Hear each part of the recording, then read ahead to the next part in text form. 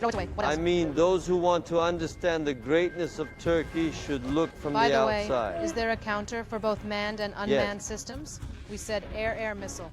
Shall we look at the others? Of course, these can also be attached to UCAVs. This is not true. Yes, yes, yes. Then it can also be attached to UCAV. A system developed for manned, unmanned systems. Let's take a look at one. The Akata Capsule Hawk.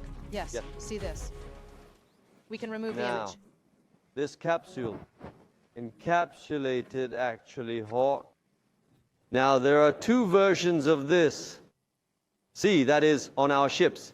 In fact, this was developed as a naval missile. Its range is 300 kilometers. It is fired from the ship. It is an anti-ship missile. And then they made a black version of it. The land version, that is from fixed land, it has been developed in a way to hit targets both on the surface of the sea and on land with a range of 400 kilometers. Yes, they also made a submarine-launched version of this. This is the encapsulated Sparrowhawk. Yes. And this one has a range of 250 plus. That's 300 kilometers.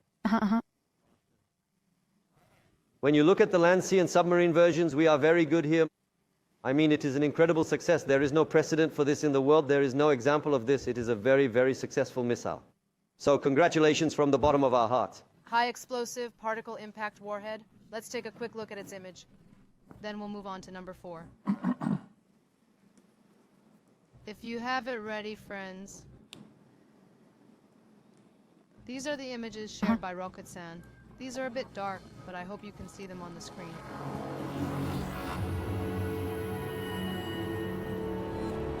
Weird. What should we understand from a particle effect warhead, sir? There are various balls and so on in the warhead with special sharp tips. When they hit a target, the particle nail. It has the effect. Now let's move on to the Aaron high-speed multi-purpose entangling munition body. UCAVs can be launched from helicopter Black Sea and ground systems. Its targets are air elements, armored and unarmored ground targets. Its range is more than 100 kilometers. We can look at its characteristics. But let me add one more thing. Akata, of course. This is the encapsulated Hawk. Now it is launched from the sea. It is launched like a torpedo. It is a torpedo. There is a capsule in it. The missile does not work first, the capsule works. So it travels a certain distance in the sea and then comes to the surface of the sea. The Sparrowhawk surfaces on the surface of the sea, this time escaping from the capsule.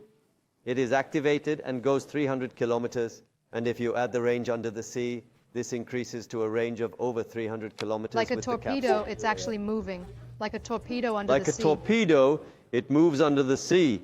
After a certain point, it surfaces, gets rid of the capsule, and then heads towards its target. How will you control it under the sea? How will that capsule come out when it comes out of which place? How will that capsule come out when the missile and the capsule are one? If it makes contact, it would explode. I mean, look, it doesn't explode. I mean, it comes out of there. The missile gets rid of it, and then it goes 300 kilometers. So imagine a target there.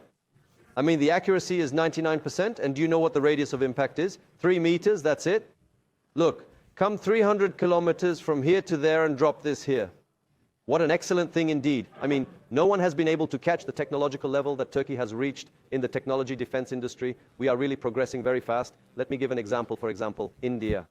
He made an airplane engine, developed it for 50 years. 50 years later, he said, I can't do this. He went bankrupt and closed it down. We've been working. Khan's engine. We did it. And do you know how much we did? An F-16 engine runs with 110,000, I'm correcting you, 29,000 lbs.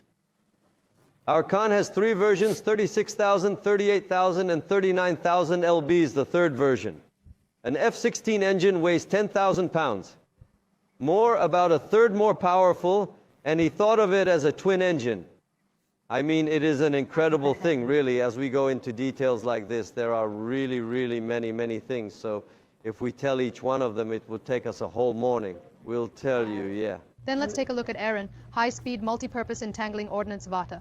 Now, this ammunition thing that's going around, in other words, this is a mixture of a missile and a Saiha. In fact, this is going, but it does not go on a ballistic trajectory. It does not go on a ballistic trajectory like a Typhoon. It does not go on a ballistic trajectory. It is low.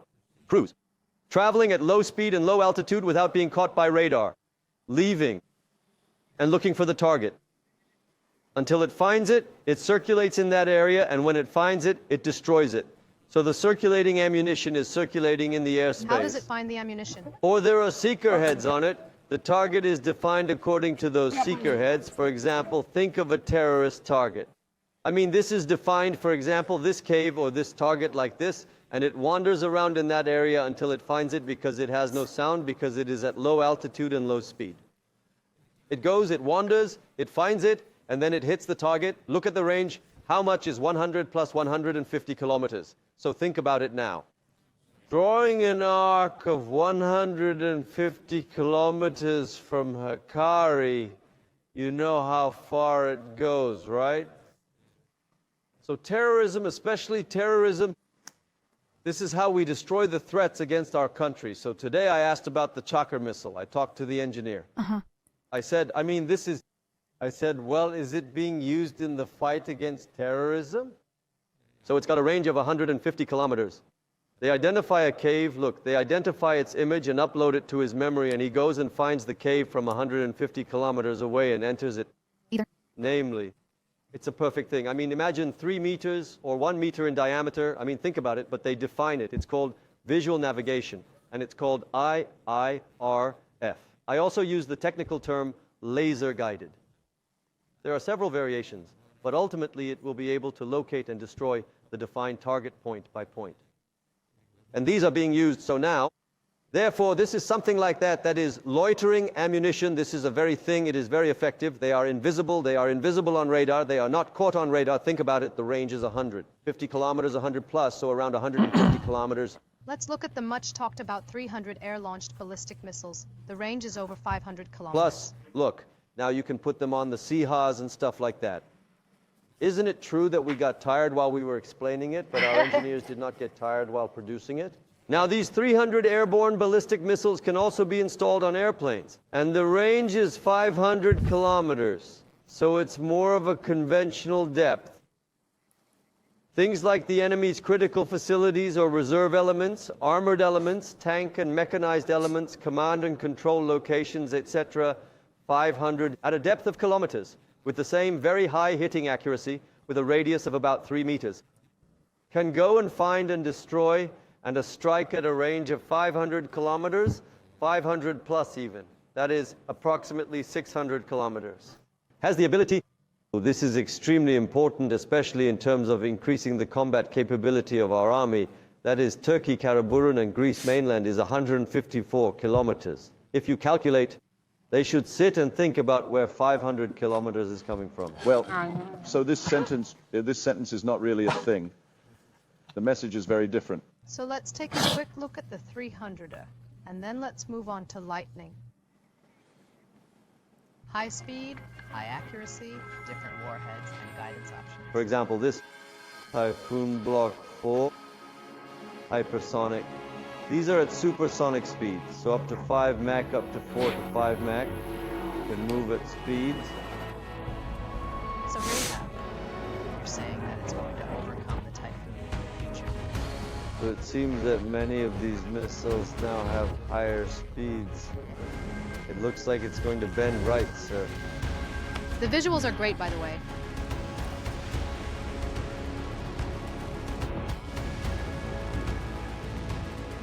Simulation thing.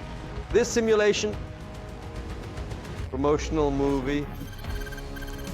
If our viewers go there, there's Alp 310 Gs. There is a simulation tent next to it. They should definitely go in there and watch it. Everyone can go, right, Aaron Hokum? Last 2 days, Hey. everyone can go. All our viewers and visitors can go. And let's take a look at Lightning 2, satellite launch vehicle, a technology that will carry Turkey further in space. Let's remove the image and look at the details from here, and then we'll see its image. To our viewers. It is designed to place satellites weighing 1,500 kilograms into sun-synchronous orbit at altitudes above 700 kilometers. It is actually a continuation of Lightning 1. The first test is planned for 2027. Yes, I'll give you some field information. In their tests, 350 kilometers were reached up to 350 kilometers, by the way. Let me tell you that. So they are tried, their weights are increased, they are tried again. Their shooting part is, of course, more vertical. Case And through these shooting pods, there are trials that have been conducted. The atmosphere limit is 80 kilometers. So up to 350 kilometers, up to 350 kilometers and back. Returned, did not stay there, so it was gone. Now it is like this. The peculiarity of this is that now up to 80 kilometers in the thing, the prevailing laws of physics of the Earth, another dimension, and when you exceed 80 kilometers, it has to act according to space physics. So it is such a complex engineering that all the physics of the Earth, you need to combine physics and space physics together so you can send it and bring it back. It's unbelievable. Yes, It's health in the really hands of those who did it, especially Haluk Gürgen, our defense industry president. Roketson, Asselson, Avelson, and other. We would like to express our gratitude to STM and Asphalt, all those who brought us together, for making us proud today with the joy of a holiday. We can't be too proud or too proud. Hoja, I think we talked about the typhoon, but we didn't give you the images. Let's take a quick look at its images.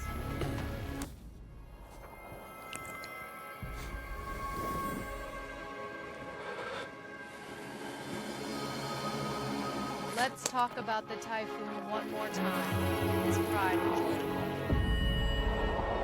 Turkish defense industry. The history of the Republic.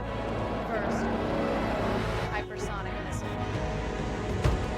This is about the future of the country. So who secures your future? Because it's a work in progress. Carry them all. Trust a friend. It's a A hard hard part. Yeah. Air Hokam, thank you.